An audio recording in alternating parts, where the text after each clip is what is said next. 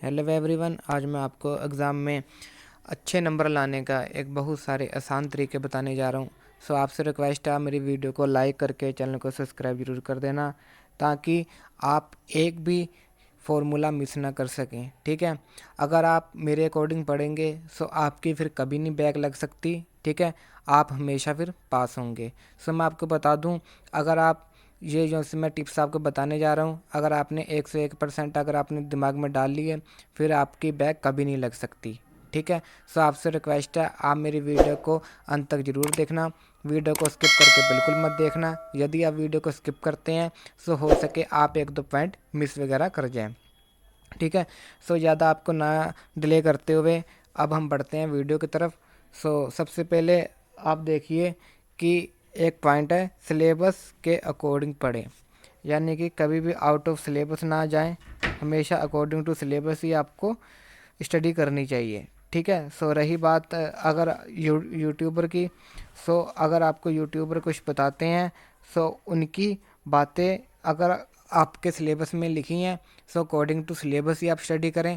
अगर आपको out of syllabus आपको पढ़ाते हैं सो उनकी बातों को ज़्यादा ध्यान में मत रखें। ठीक है, सो ये तो था एक पॉइंट नंबर 1।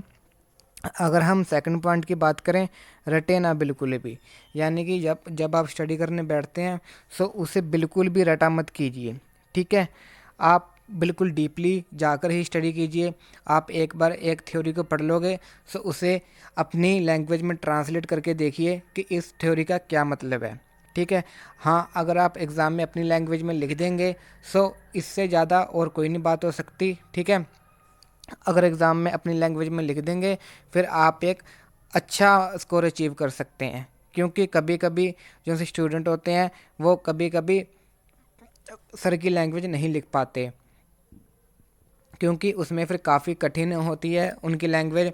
सो मेरी आपसे रिक्वेस्ट है, जब भी आप थ्योरी याद करते हैं सो उसे हिंदी में उसका मतलब देखिए। ठीक है, उसका मतलब वगैरह क्या है, सो यदि आप देखेंगे सो फिर आप एक अच्छी अपनी तरफ से भी थ्योरी बनाकर लिख सकते हैं।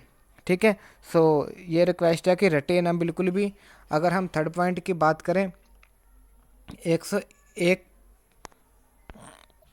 101% अपने दिमाग में जरूर बैठा बैठा लेना। ठीक है, थर्ड पॉइंट आपका ये है कि किसी भी प्रश्न को आप खाली मत छोड़ें। ठीक है, आपको जितना आता है आप अकॉर्डिंग टू सिलेबस लिख के सो उतना ही आप लिखिए। ठीक है, कभी भी उसे खाली वगैरह मत छोड़िए, क्योंकि आपको तो पता ही है कि अगर आप खाली छोड़ेंगे तो फिर तो आपके नंबर इम्पॉसिबल है वरना, यानी कि फिर तो आप कभी भी नंबर अपने नहीं गेन कर सकते। ठीक है, सो ये तो था एक आपके लिए थर्ड पॉइंट।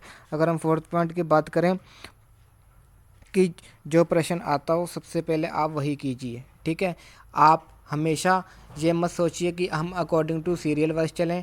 आपको जो प्रश्न पहले आता हो आप सबसे पहले वही कीजिए। ठीक है, चाहे वो कठिन है लगता हो आपको, चाहे वो आसान लगता हो। ठीक है, बट मतलब चाहे वो लेंथी हो, ठीक है, चाहे वो इजी हो, आप उसको मत देखिए। आपको जो सबसे पहले आता हो, ठीक है, आप उसी को पहले उसी की स्टडी कीजिए। क्योंकि अगर आपको जो प्रश्न का आंसर पहले आता होगा, अगर आप वो पहले लिखेंगे सो इससे फिर आपकी टाइम की बचत भी हो जाएगी और फिर आपके पास ज़्यादा से ज़्यादा टाइम बचेगा अपने बाकी के प्रश्न का आंसर लिखने के लिए। ठीक है, सो ये तो था एक आपके लिए फोर्थ पॉइंट। अगर हम बात करें फिफ्थ पॉइंट, हेडिंग और फिगर सही बनाएं। यानी कि अगर आपको क्वेश्चन में, ठीक है, अगर आपको हेडिंग भी आ रही है, ठीक है, और फिगर भी आ रहा है, ठीक है, सो आप ये ध्यान कीजिए कि अगर आपको जो भी क्वेश्चन की जो सी क्वेश्चन के आंसर की जो सी हेडिंग होती है पहले तो आप उसे अच्छे से लिखें। ठीक है, आप कैपिटल लेटर में अगर आप अच्छे से लिख सकते हैं तो उसमें लिखिए। ठीक है, हाँ, अगर उसमें फिगर है तो आप उसे फिगर को एलोब्रेट करके भी लिख सकते हैं। ठीक है, क्योंकि जितना ज़्यादा आप फिगर को अच्छे से एलोब्रेट करेंगे तो उतने ही ज़्यादा आपको फिर मार्क्स मिलेंगे। ठीक है, हाँ, अगर आपको उसके बारे नहीं आता, ठीक है, अगर आपको थ्योरी नहीं आती तो फिर आप फिगर को अच्छे से एलोब्रेट करके लिख लेंगे तो उससे ही आपके बहुत अच्छे मार्क्स जुड़ जाएंगे। ठीक है, सो अगर हम बात करें सिक्स पॉइंट की, फिगर बनाकर लिखें। ठीक है, ये मैंने फिफ्थ पॉइंट में क्लियर कर दिया। यदि आप फिगर बनाकर लिखेंगे, ठीक है, फिर आपको एक अच्छे मार्क्स अचीव करने का अच्छा मौका मिलेगा, क्योंकि आपको तो पता ही है थ्योरी से ज़्यादा फिगर मैटर करता है। ठीक है, क्योंकि अगर आपने कुछ पढ़ा होगा फिर आपको उसके बाद उसका फिगर भी याद होगा कि सेल वगैरह कैसे होते हैं। ठीक है, तो अगर आप अच्छे से उसका फिगर बना देंगे तो फिर आपको अच्छे मार्क्स लगाने से कोई भी नहीं रोक सकता। ठीक है, तो अगर हम बात करें सेवन्थ पॉइंट की, प्रश्न का उत्तर बड़ा एवं ज़्यादा लिखें। ठीक है, आप हमेशा याद रखें कि जब भी आप प्रश्न का उत्तर लिखते हैं तो आप उसे ज़्यादा से ज़्यादा एलोबरेट करके लिखें। ठीक है, आप जितना ज़्यादा लिखेंगे, ठीक है, उतने ही ज़्यादा आपको मार्क्स मिलेंगे।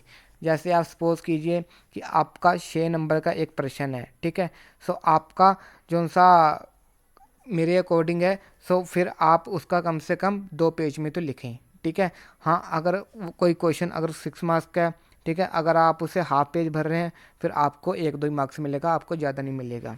ठीक है, सो आपसे रिक्वेस्ट है जो सा क्वेश्चन ज़्यादा मार्क्स का होता है सो उसे ज़्यादा से ज़्यादा आप एलोबरेट करके ही लिखें, उतना ही ज़्यादा आपके लिए अच्छा होगा। ठीक है, सो इसी के साथ अगर हम बात करें आपके 8th पॉइंट की, हर एक आंसर के बाद लाइन खींचें। ठीक है, जब आप हर एक आंसर के बाद अपनी एक ब्लैक पेन से, ठीक है, लाइन खींचेंगे या ब्लू पेन से लाइन खींचेंगे, फिर उससे एग्जामिनर को भी क्लियर हो जाता है कि इसका आंसर यहाँ पर कंप्लीट हो चुका है। ठीक है, सो अगर आप डार्क करके लाइन खींचेंगे, इससे आपकी एक अच्छी लुक बनती है। ठीक है, आंसर शीट की, सो देखने में भी अच्छा लगता है। ठीक है, सो आपसे रिक्वेस्ट है जब भी आप अपना कोई आंसर लिखते हैं शीट पे, सो उसके बाद आप एक लाइन ज़रूर खींचें।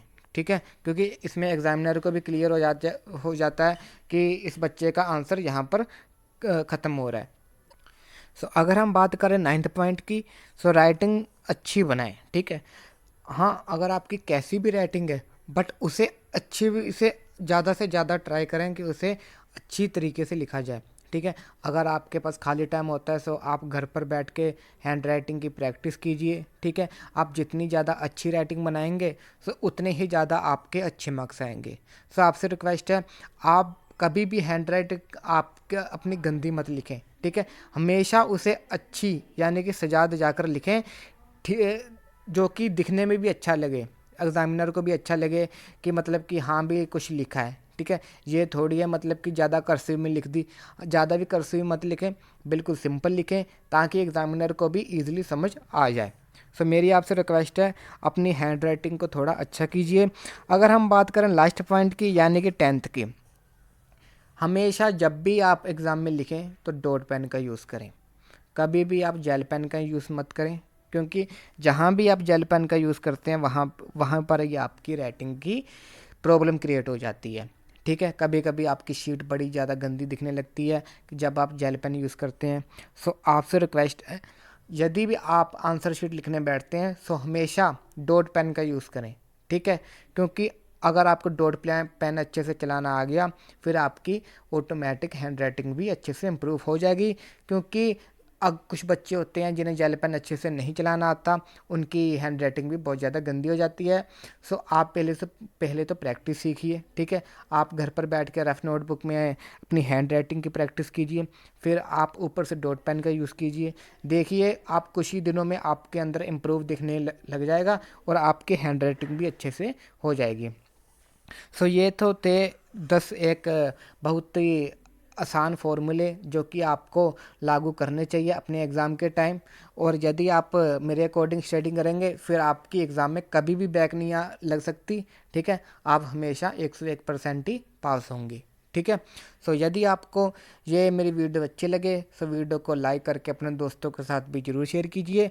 ठीक है, क्योंकि आने वाली वीडियो का नोटिफिकेशन यदि आपको सबसे पहले मिलेगा सो वो आपके लिए बहुत ज़्यादा अच्छी बात है। सो इसीलिए चैनल को भी ज़रूर सब्सक्राइब करके रखें। सो अब मिलते हैं किसी नेक्स्ट वीडियो के साथ, किसी नेक्स्ट टॉपिक के साथ। सो तब तक के लिए थैंक्स फॉर वॉचिंग।